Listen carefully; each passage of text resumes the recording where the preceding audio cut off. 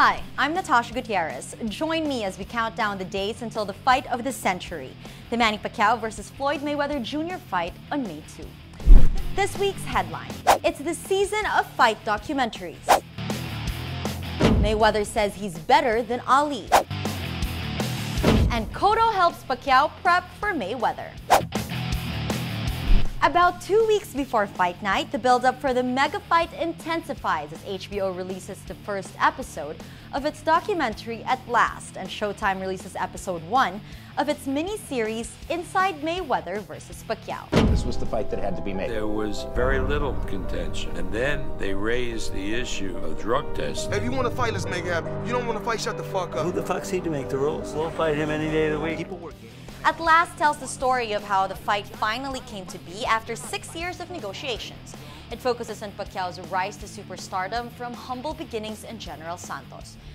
Pacquiao is famous because he's connected to my name. When they mention Pacquiao, they say, who is that? They say, that's the guy that we trying to get to fight Floyd Mayweather. When they say Floyd Mayweather, they say that's an all-time great. In Showtime's version, the spotlight is on Mayweather, showing his relentless work ethic in training for the fight of his life. Mayweather shows specific tactics he will use to deal with Pacquiao, like the spear jab. He says, I don't worry about anything. He's a solid competitor. He's a guy that will push me, and that's what I need, because he will bring the best out of Floyd Mayweather. Aside from the shows, the two camps also host media workouts to show off their skills. Pacquiao tells the media, my determination to win has never been higher than for this fight. My killer instinct is back. But it's not all rosy. A member of Team Pacquiao's camp and a videographer are kicked out of Mayweather's media day. Freelance videographer Paul Morales and Team Pacquiao member Winchell Campos, who says he was there as a member of the media, were both kicked out. Mayweather's personal videographer James Diop organized their removal. Diop is a Filipino who once worked for Pacquiao. The latest in the fight of the century media blitz. Pacquiao's conference call with the press Monday morning ends abruptly after promoter Bob Arum cancels it when he finds out it is open to all media. Arum says he would rather only have select reporters interview Pacquiao.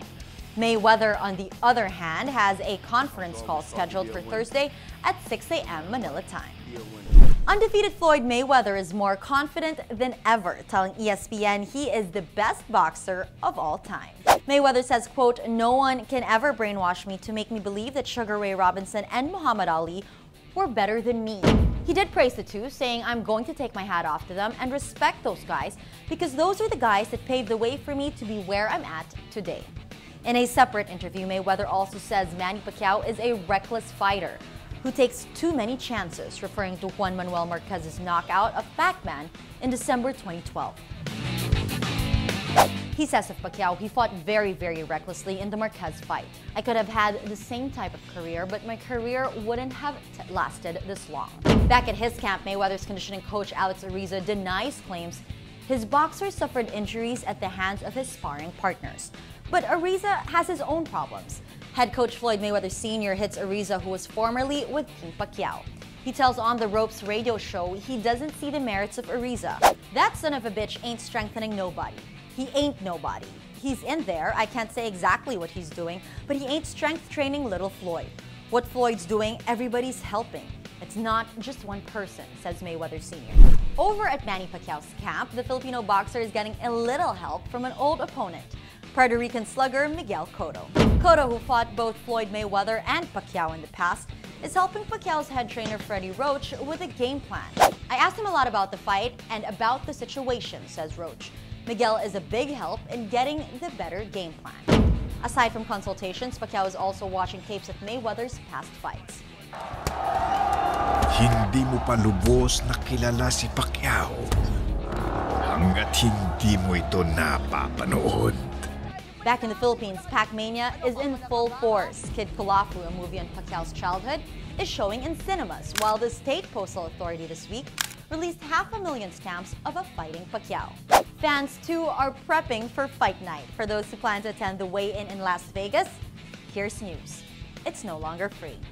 Tickets will be $10, an unprecedented move since fans weren't charged for past weigh-ins. All proceeds will go to charity.